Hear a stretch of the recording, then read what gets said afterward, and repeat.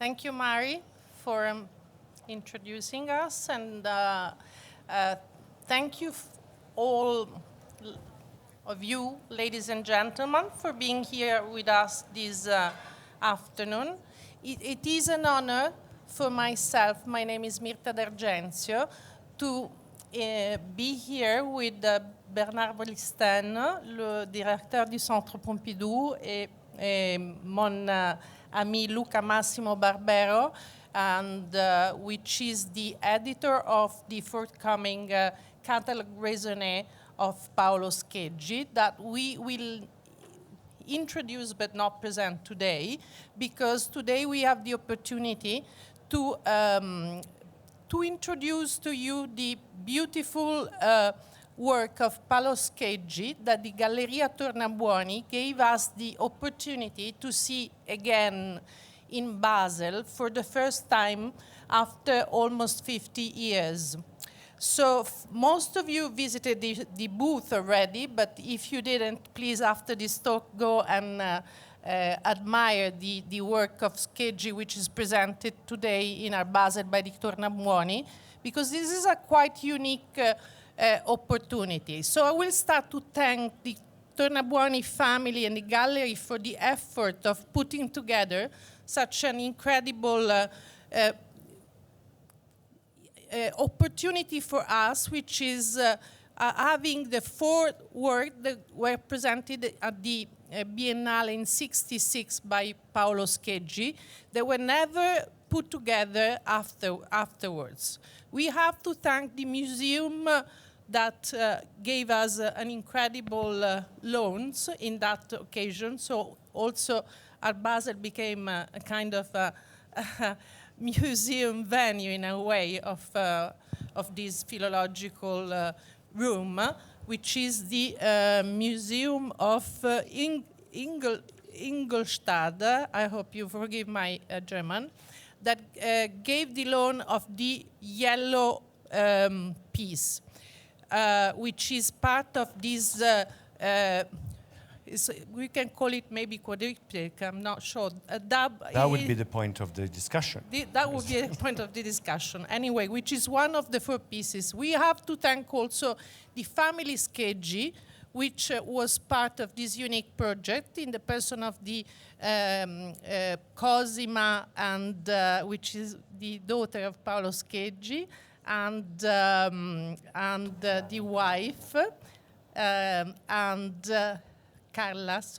Franca, sorry about that, which since the premature departure of Paolo Scheggi have taken care of the work of the artist. So this occasion is quite important for all of us, because Scheggi became, for many people, for the big public, a name known in the last year, especially in the very last year, for the enormous commercial success. But today we would like to put in context the importance of the artist, and that's why we presented this room of the Biennale. So we would like to start with Luca talking about the object of the presentation, which is this incredible book that was made as an idea to introduce the room of the '66 Biennale. And I would like you and Bernard Blistein to introduce the spirit of this Biennale of the '66, when the very young Paolo Scheggi was chosen by Nello Ponente. Thank you. I think the book tells a story, which is a very short story, but at the same time it's a complete story. As we all know, but we might say, Paolo Scheggi was born in 1940, so he was 26 years old, and actually was 25 when he was chosen. And 1966 was its actually climax moment, because he was chosen by Nello Ponente for being invited for a wall in a room, which is a distinction that the Biennale makes. But also, it was in this middle, I would say, in the center of his middle age career, dying very young. So I would say that 1966, it's a kind of a climax moment for his work. The book tells the story of the four works, finally, I would say 49 years afterward, reunited together. So you will see the works passing by. But the four works were conceived, and that's also, there's also a story about that. The four works were conceived as intersuperfici, and I was always talking with Ilaria Bignotti sometimes, and the other day, I was also thinking that the color were very important. And it reminds me a title of Ellsworth Kelly, Who's Afraid of Blue, etc., etc., etc. But the four works arrived at the Biennale, and that was the starting point. They were supposed to become more an environment than hanging on the wall. So you're talking about quadriptych. I would talk about an ambient installation. So Scheggi wanted to float the works, which are 8 centimeters depth, into the wall in order to have a unique surface, an architectonical impact with just the interjections of his own surfaces. So all the intersuperfici would be literally droning into the wall in order to give the public an installation point of view. So the book tells a story about this and tells a story about Agostino Bonalumi, which was the neighborhood in that room, and other great, actually, artists like Castellani and the incredibly known, I think, today, installation of Lucio Fontana in 1966 Biennale, which he was crowned. I think the Biennale of 1966 was important, but was kind of fable. This is also something, sorry to interrupt, that I wanted to introduce first, because the book is an incredible object which has also a poetical idea, as Massimo Barbero is using his, as an instrument of his methodology to tell the story of a moment with all the critical texts put together again, so all the Dorfless texts which were written about different sections of the Biennale, but we don't have to forget that the 66 was the famous Biennale after the edition of 64. That was maybe one of the most discussed Biennale in history.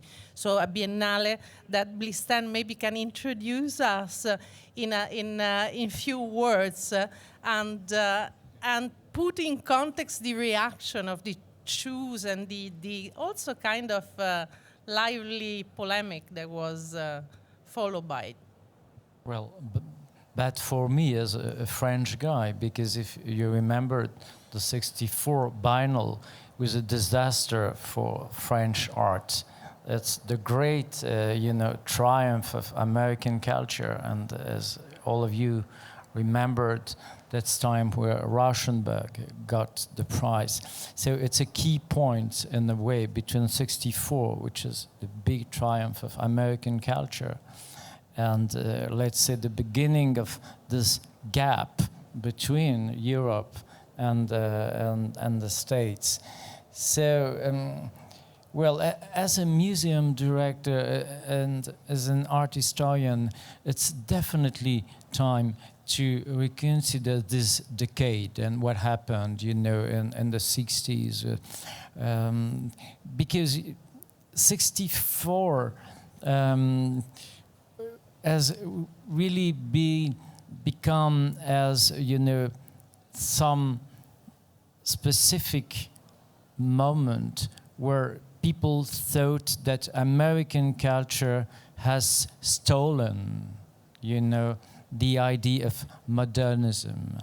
And there is a famous book which has been written, how, American culture has stolen the idea of modernity from, Europe. So as a museum director, it's definitely time to reframe and to reconsider what happened in this experimental moment of contemporary art. Of course, in Italy, for a while after Fontana, all of us, we know that, and you cannot look at Scheggi's work without thinking about the huge impact of Fontana on many, many other artists, as Dada-Maino, and of course, his own work. But to me, there's definitely something which will be maybe hard, which is going to take time, but which is deeply important to consider this experimental, involvement in European culture, and specifically in Italy. I must say maybe in Italy more than in France at that time, because there was also quite a lot of links between American artists and Italian artists, and some Italian artists have fixed one position, which was deeply, not against, but, well, let's say towards American culture. So anyway, let's consider the mid-60s as definitely one step, which we need to consider as really a new perspective. I would just pointed out something. There's, you're perfectly right talking about the differences in between, French and Italian culture of the mid-60s. We have to think that Europe, in order to realize and react against this kind of American invasion, chose Fontana as the Golden Lion, as an old master, trying to understand or make it understand that this original gentleman, which was already famous but not considered one of the classic of the 50s, was at least a European, outrageous, I would say, alchemist pioneer. So that's why I think also, and you can see it from the jury, the writing from the jury, that Fontana was chosen also in order to react to this Rauschenberg size. But also there's another point which is very important, as you mentioned, is that the Fontana / Azimuth / monochromatic Italian moment had an incredible increasing moment during the early, and let's think about Scheggi being very young, in his 20s, and already having some works at the Galleria Nazionale in Rome, showing on all Europe. But I mean, they were pushing and going on till the mid-60s, and definitely his death in 1971 wasn't helping. But then at a certain point, they smashed into another mainstreaming culture from Italy, which was Arte Povera, who totally canceled a certain moment of the early 60s. At this point, when we're talking about rediscovering something, is really doing a very, which of course was part of my work in the ages, was really rediscovering something that it was streaming and going together with the birth of what the so-called now Arte Povera. And it's very interesting, I think, to see how critic like Dorfles, but mainly like Germano Celant, was such present in these early 60s, would say, monochrome moment. So I would say that Fontana opened a wider range of experimental artists, which they crash into the Arte Povera in the late 60s and the early 70s. By the way, there's a big difference between France and Italy. France has always been very centralized. So let's say that most of the things happened in Paris or around Paris. When you look at Italy, there was definitely different kinds of, situations. And it's exciting to see that such an artist as Scheggi comes from Firenze, So it's another context. And, when I look back to the history of Italian art, you see definitely how quite a lot of things have been fixed in different places.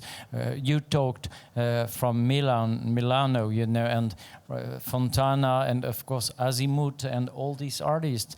But at the beginning, Scheggi was coming from another place, from Florence, which makes a high difference, at the beginning.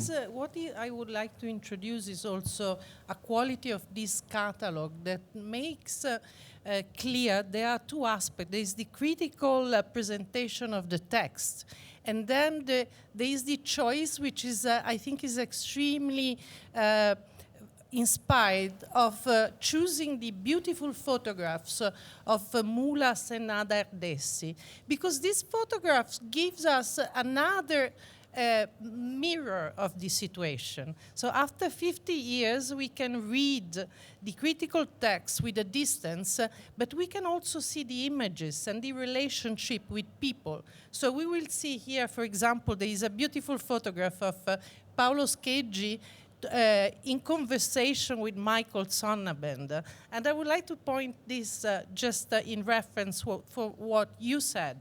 So Michael Sonnabend was the second husband of Ileana Sonnabend, that was maybe the lady behind all the American art, but also she was a point of reference for many Italian artists. And Michael Sonnabend was extremely open to the Italian culture. So I would like you to open a little bit in this way of life that was typical of these years without the more technical differences. Michael Sonnabend, please. We have the honor to have a surprise, and Enrico Crispolti, that we were waiting since last year, finally arrived. Enrico Crispolti is the scholar and the editor and one of the major critics. I will wait. So I will pass you the microphone. There we go. And I'm extremely honored to have him, which right is person. a surprise on our conversation, because when we did the conversation on Fontana, Enrico couldn't join us because he just had a nephew. So this is a kind of a gift that we have this year. Encore une fois. Mais il va parler en français quand même. On va parler en français pour vous.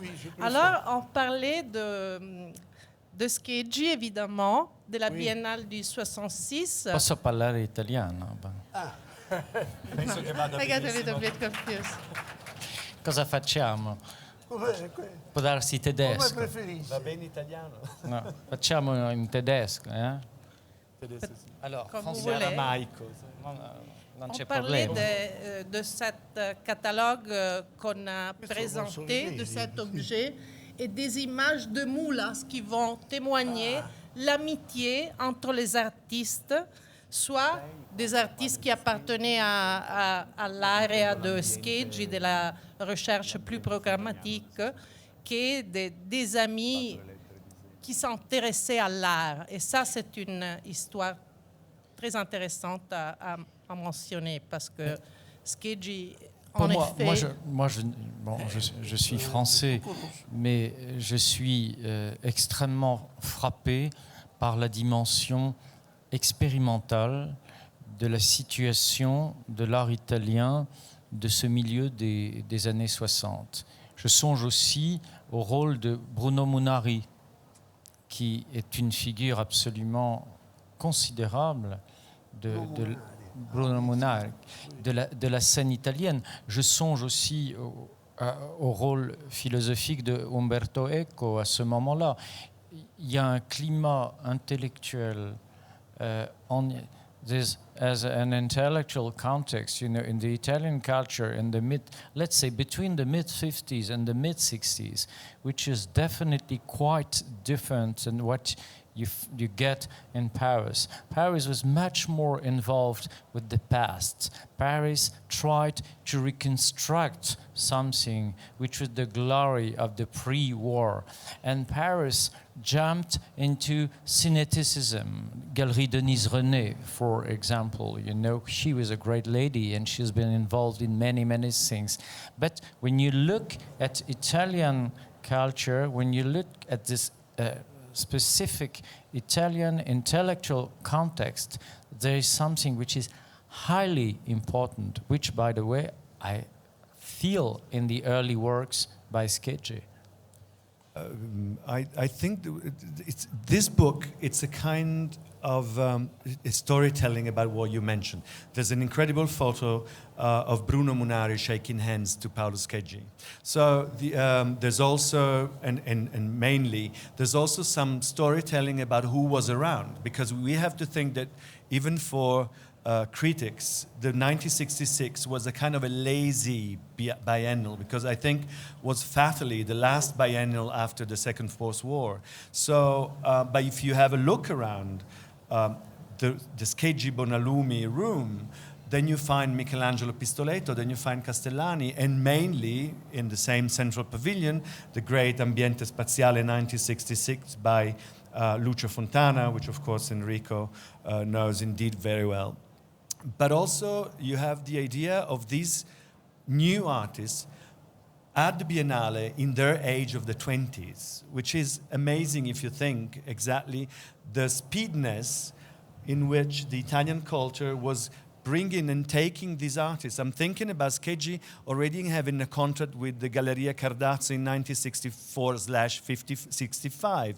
I'm thinking about this person that in 4 years get into the European contest, like the German and the Netherlands and the Belgians actually areas. So everything was really deep, as you said, philosophically thought.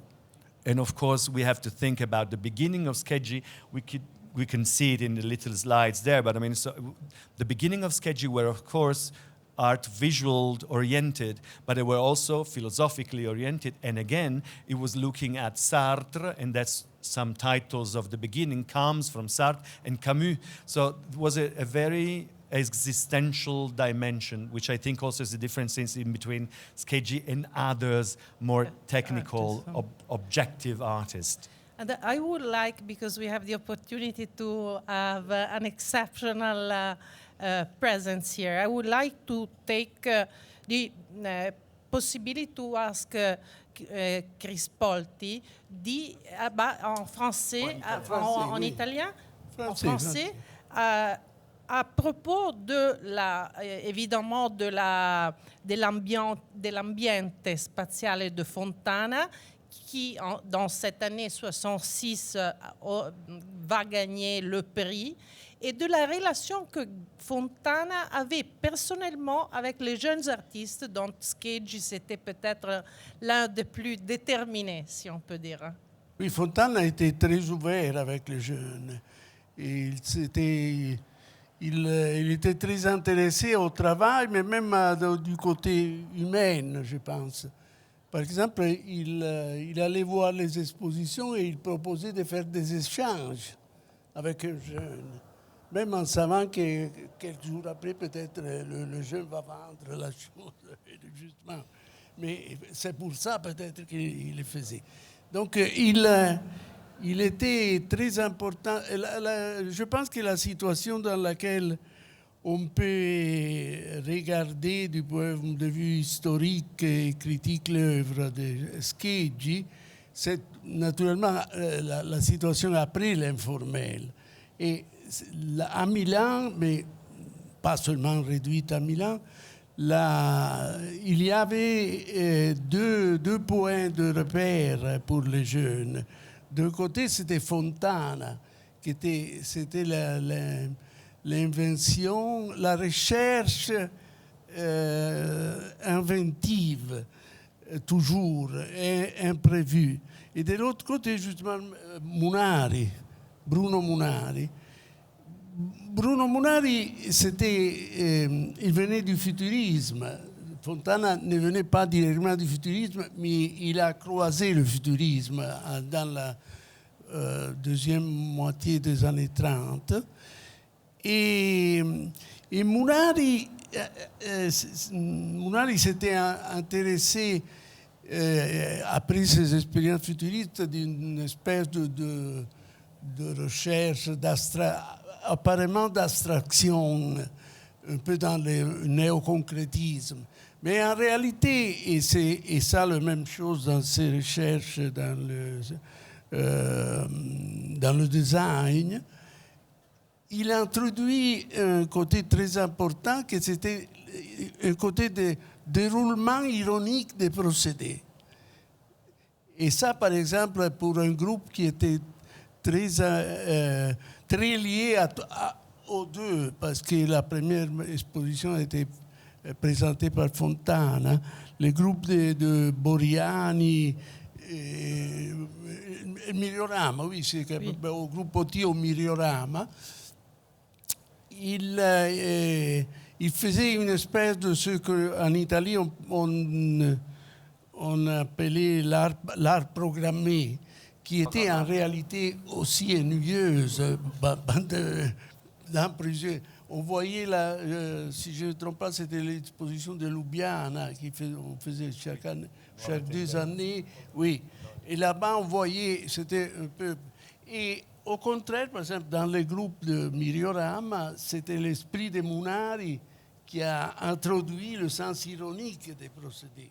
C'était aussi la participation sociale, mais même un sens pédagogique de l'œuvre, parce que Munari, si vous voulez un peu plus rentrer dans l'œuvre pour ceux qui le connaissent, mais il a eu aussi un côté très important pour tout ce qui concerne aussi l'aspect du pédagogique, du jeu, aussi, de la aussi, formation aussi, qui aussi. maintenant va être Aussi, beaucoup plus oui. considéré qu'ailleurs, non? Oui. Ce qui est, je crois, aussi très important, c'est de montrer la différence entre ce que Enrico Crispolti appelle l'art programmatique, qui est le titre donc de plusieurs expositions, et l'art cinétique. Parce qu'en fait, l'art cinétique domine depuis le manifeste jaune de Vasarely et l'exposition de Pontus Sulten de 1955, c'est-à-dire 10 ans avant ce que nous regardons là. Mais l'art cinétique va produire quelque chose d'extrêmement systématique et souvent sans l'inventivité même de cet art programmatique qui, lui, ouvre à l'art conceptuel. D'une certaine façon, l'art cinétique, c'est la fin de quelque chose. C'est évidemment, par certains côtés, un art intéressant. Regardez comme on regarde aujourd'hui certaines œuvres de Fausto Melotti de façon différente. Mais c'est la fin quand même de quelque chose. Et c'est le travail de Fontana et de ceux qui viennent après qui va ouvrir finalement à une conception de la répétition, de la sérialité, qui anticipe sur l'art conceptuel américain. Et je crois que c'est très important de voir le travail, la notion de concetto spaziale chez Fontana, la notion de programme dans certaines œuvres italiennes, comme les prémices de ce que sera après, encore une fois, à travers la puissance même stratégique de la culture américaine, l'art conceptuel. C'est vrai, en même temps, quand même, il y a un milieu, donc Scheggi est parmi des autres qui sont soit dans l'art conceptuel de matrice en fait fontanienne, et de l'autre côté, c'est dans la programmée, c'est dans l'idée aussi arganienne. Il ne faut pas l'oublier que Argan, il continuait au moins l'idée de l'art programmé comme critique. Alors, c'était comme en Italie, Maybe we have to switch in English a little bit. We have to do a small That's going to be a very à rebours. En Italie, in Italy, in the 50s and more in the 60s, Giulio Carlo Argan was one of the most influential and major figure, like in the art critic. History of art. He was actually history writing of art the- and art critic. We were all forming the Carlo Argan volumes in the Italian University. That's what we all studied. And Carlo Argan influenced a lot generation of artists, and he was Also critics. and critics and the students, but basically his position was very close to the arte programmatica, in the sense that I would like to ask to Crispolti, what was the idea beyond? Je voudrais vous demander d'expliquer en peu de mots c'était quelle la position d'Argan par rapport à l'art programmatique idéologiquement en Italie. C'est... Un peu de mots. Non, le problème, De mots. c'est que qu'Argan avait une grande foi dans l'art programmé, non pas programmatique, programmé, parce que programmatique, ça devient tout immédiatement politique, alors c'est autre chose. L'art programmé, mais c'était une espèce de songe, à mon avis, au point qu'il... Argan a été un grand personnage et je suis influencé par lui et en même temps contre lui, parce que... mais je pense qu'il m'a donné le sens de chercher dans l'œuvre d'art les idées. J'étais avant l'élève de Venturi qui m'a donné l'idée de chercher le style, la forme. Mais la forme doit avoir des idées dedans.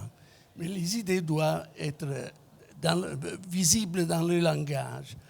Alors, le problème d'Argan, c'est qu'il s'est arrêté un peu trop à l'idée à la présence des idées, plutôt que lire le langage et trouver les idées dans le langage.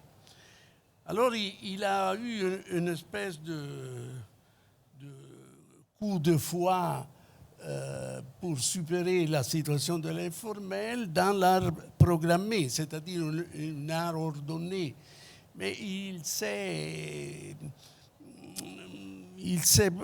poussé un peu trop, au point qu'il y a eu une polémique avec D'Orazio, par exemple, qui était un peintre soutenu par lui, par Argan même. Et il est arrivé à écrire que l'art, parce que l'art programmé, c'était l'art pas individuel, mais du groupe. Voilà, c'est ça. Et les groupes, il a dit, c'est la moralité de l'art. Et l'individualité, désormais, c'est plus une espèce d'immoralité de l'art. Ça, c'est et c'est aussi, tout à fait folle. I switch in English again. I don't know. Je suis un français. Explique la question de non, l'idée, c'est aussi que, bon, je retourne à Scheggi, donc parmi les autres racistes, c'est que finalement, au début des années 60, même Argan, il a essayé de trouver une racine historique des avant-gardes historiques dont il va penser écrire une exposition sur l'idée de l'origine des artistes au début du siècle, ça veut dire Malevich, les Russes, les grands rationalistes comme ça, et il le met avec les jeunes. Donc finalement, on a des expositions. Donc Argan, il explique l'idée de continuité dans l'art à travers les grands avant-gardes. C'était une idée. Et c'était voilà. Pas historique. Et non, c'était une idée forcément idéologique. C'est ça, c'est l'aspect idéologique. Et Scheggi, il le rentre comme partout, mais il sort très vitement de ça. Est-ce qu'on peut revenir à Scheggi et quelle est la position intellectuelle de Scheggi dans le début des années 60 Comment se situe-t-il d'un point de vue intellectuel et d'un point de vue théorique, Luca? C'est très simple.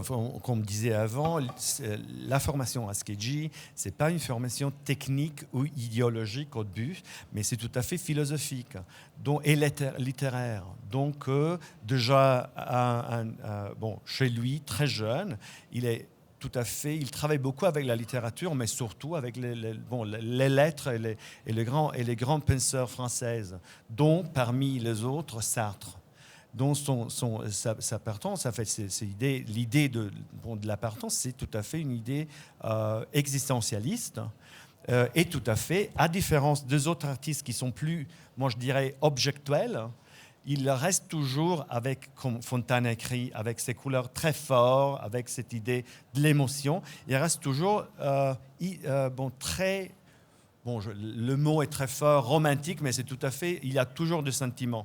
On est en train de montrer aussi à la fin des images aussi, comme l'idée d'étoile superposée change avec son intérêt inconnu, parce que il est connu pour l'étoile, il est connu pour l'intersuperficie ou pour les ambiances, mais il n'est pas son œuvre qui marche tous ensemble avec l'étoile son intérêt pour les lettres, pour la parole, pour la performance. Donc ça va être peut-être le prochain livre sur Scheggi, mais c'est une idée aussi qu'il prend idéologiquement, dès de 62, 64, déjà très jeune, l'idée que l'art, c'est quelque chose qui a à quoi faire avec le public.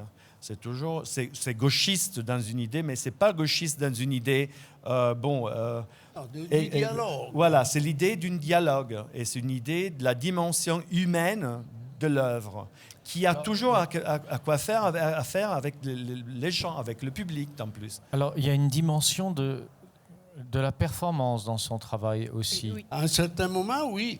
Justement, c'est à Como, la Campo Urbano, oui. C'était tout à fait une performance. C'est la dernière partie. En fait, déjà, il écrit à partir de 1962 un roman, sa parole. Ça veut dire où il utilise l'idée du mot, de la lettre pour faire des figures et des images, et qu'il va terminer en 1965. Et après, les performances, même le travail avec le théâtre, le Piccolo Teatro à Milan, ou les grandes performances, dans les rues, au plastique qu'on a vu dans la place, et aussi, on pense, des performances qu'ils ont une participation humaine de public ou des gens qu'ils amènent dans les rues le mot au plat avec des lettres géantes qu'ils arrivent dans un endroit. Donc finalement, l'amour pour la littérature, pour l'idéologie aussi du mot, la force du mot, des paroles, en fait, de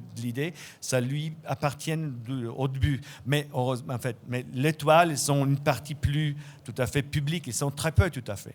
Mais à la différence de Fontana ou de Damaino, par exemple, c'est un travail très sophistiqué. C'est un travail qui est techniquement très accompli. Ça n'est absolument pas un travail immédiat. Ça n'est jamais un travail physique.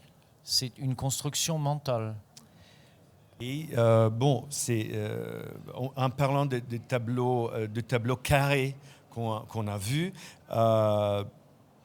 il écrit beaucoup, en fait, on n'a plus de temps, mais il écrit des mots très importants sur l'idée mentale et tout à fait sophistiquée qu'il a pour son travail. Donc, même la couleur, même les réactions au sujet et à la composition sont très importantes pour lui. Mais il ne devient jamais une machine ironique à la Munari. Ah, sûrement. Voilà. Non, parce que je pense que le point central de son imagination, c'est plutôt psychologique. Voilà. Il est toujours parce que même à côté de Castellani, par exemple, Castellani, il y a une espèce de logicité, c'est presque loïque dans son travail, dans ses rythmes de plastique et tout ça. Ici, il y a une situation d'imprévu. C'est drôle parce qu'il y a des titres qui sont pour une situation. Oui, c'est presque une composante silencieuse, mais quasi métaphysique, de surprise. Lui, il utilise un mot très beau qui vient de Carlo Belloli quand même, qui a très influencé son travail, et lui utilise le contenitore cromo-spaziale. Et donc, on a des œuvres qu'on a le sens aussi du contenitore. Est-ce qu'il y a aussi un lien avec certains artistes latino-américains? Je pense à des artistes comme Tomasello, comme d'autres artistes qui, eux, viennent de l'expérimentation cinétique. Est-ce qu'il y a un lien avec ces artistes? Non? Moi, si je peux m'introduire dans la conversation, je voulais vous reporter sur les mots de Fontana à Scheggi, parce que sont des mots très simples, comme toujours avec Fontana, mais toujours très, très... qui ouvre l'aspect de Scheggi. Donc, Scheggi, il était très jeune par rapport à Fontana, parce que le Scheggi dont on parle, c'était un jeune qui, pardon, mais il faut le dire, il savait qu'il n'aurait pas vécu une longue vie. Donc ça, c'est un aspect que peut-être on n'a pas souligné assez, qui a profondément, dans l'œuvre de Scheggi, qui a une œuvre d'une dizaine d'années, donné une profondeur et une nécessité et aussi une agressivité par rapport au maestro Fontana. Alors je voudrais lire les mots de Fontana à Scheggi. Et Fontana, il était très ouvert et peut-être il avait une grande sympathie pour ce jeune. Alors il lui disait des choses, je vais les lire en anglais. He said, "Your work is very intelligent and logical, even if divergences exist between us. That works in your favor." Il suo lavoro è molto logico, anche se le divergenze esistono, ma sono in suo favore. You are a man of your time. I like your inquiries, which is inquiétude est un peu différent. Ça, c'est très important, l'inquiétude. Très C'est le côté important. psychologique. Oui. Your research and your canvases, so profoundly black, red, white, and the aspects of color against the absolute monochromatic is important, that underlined by Fontana, and this is something I would like to, that reveal your thoughts, your fears. I can only wish you a happy career and remind you to stay humble, very humble. We are nothing against time. So I think these beautiful words, can be for us an inspiration for saying something about the Yes. Mais en effet, Fontana ne soutenait seulement, ne s'intéressait pas des artistes qui étaient semblables à ce qu'il faisait. D'ailleurs, ce qu'il faisait changeait toujours, donc c'était pas. Mais il estimait le personnage et son attitude de travail, surtout. Mais il était très libre dans ce rapport. Et là, la couleur profonde, donc Scheggi n'a pas peur, ça c'est très, très intéressant, parce que, comme Blisten disait, moi je trouve en Italie, aux années 60, il avait une profonde méditation sur le monochrome. En fait, il y a eu 2 expositions très importantes, à Rome aussi, où il y a des textes critiques très importants. Et la participation italienne à Leverkusen, monochrome Exactement. Malerai. Et lì Fontana joue un rôle très important. Très important. Aussi Vous pouvez pour nous dire... rapport avec les jeunes Allemands, Pine, Mack. Et aussi, Scheggi va être invité par Harald Zeeman à la très importante exposition Blanc sur Blanc, Blanc sur Blanc, Weiss auf Weiss, if Weiss I'm not wrong. And in Rome, there was at the Galleria dell'Obelisco, one of the most important exhibitions. Maybe you can want to say want to say something about. But I think I think the incredible, the achievement or the incredible career of a very young artist, that he was 22 when he was in these show we're mentioning, curated by Argan or other, on the monochrome, are like, I think, symbolic of what Mr. Blisten was saying before, that that Italian situation was in a way even original, and presenting a very curious situation. There's 2 points that I want to clear, and then I think we almost off. Yeah. It's main to understand how all this work we see in here, all the intersuperfici, which in between they have different levels, series, theories, etc., are growing and growing, and that the 4 work we're seeing here in Basel are really already going towards the installation and the architectonical dimension, as Enrico knows very well. The year after, 1967, it's an incredible year because of the Foligno show, talking about the ambienti. So I think all the dimension of this monochrome was going to, and of course we see in here, Intercamera Plastica de Maquette, so which is actually part of this project. So I think it's it's a very delicate and complicated moment because we can talk about monochrome. I'm talking also about Udo Kultermann and all these monochromische idea that's, I would say, flying on Europe as an idea, but also this art which is becoming more complex, more a stage, more ambient. So I would say the Scheggi is really very fast on going through all this and becoming one of those, I would say, incredible stars, even if, of course, we all know he died at the age of 31. The notion of ambiente is typically an Italian one, you know, which, by the way, you find in Fontana. I don't know if Fontana has been the first to talk about the notion of ambiente, but there is something which is definitely very specific in Italian culture. How do you understand it? I think then I think Enrico as well, but we don't have time enough. I'll be very fast. I think Fontana was really throwing a lot of dice on the Italian table. So Fontana, as Enrico said before, was inventing and provocating. So I think this ambiente theory, which comes also back from the 30s and the 40s, and we're talking about the first ambiente in 1949, which was incredible, having, you know, with the wood light and everything. I think Fontana demonstrates that we can put the viewer as a part of the artwork.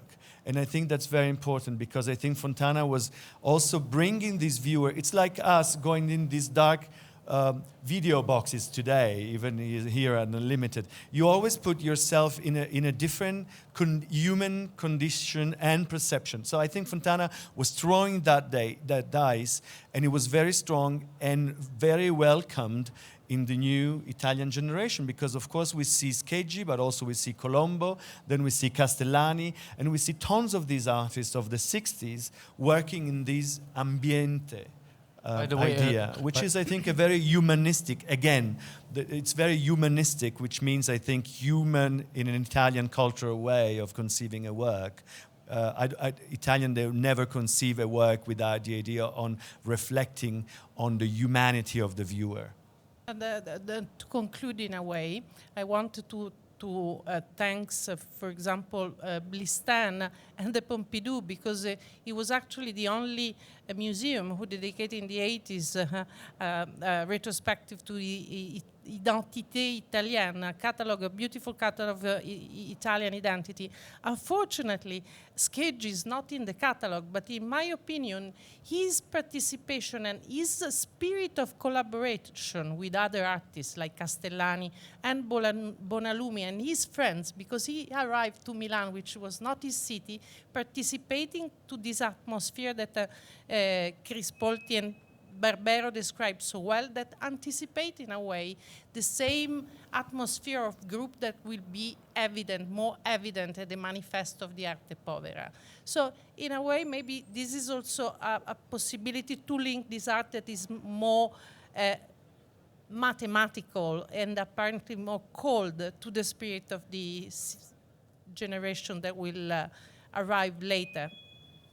There's also one thing that I would add, and you see also these proposals which are going towards the architectural field, the tone of things.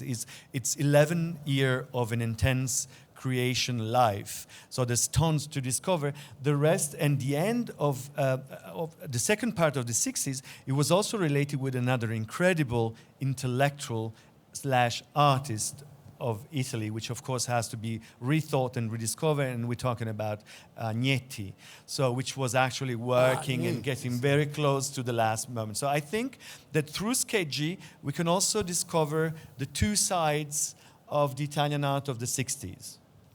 So that's Agneti, à mon avis, Agneti, c'est le seul réel artiste conceptuel italien. Parce que un artiste conceptuel doit avoir d'abord des concepts et qui ne soient pas stupides. Donc, il y avait toujours un peu un aspect entre le cervelotique, je ne sais pas si on peut dire en français, et les magiciens. Quelque chose qui échappait toujours, mais c'est évident dans sa altérité, sa différence. Non, je pense que Scheggi n'est pas ça.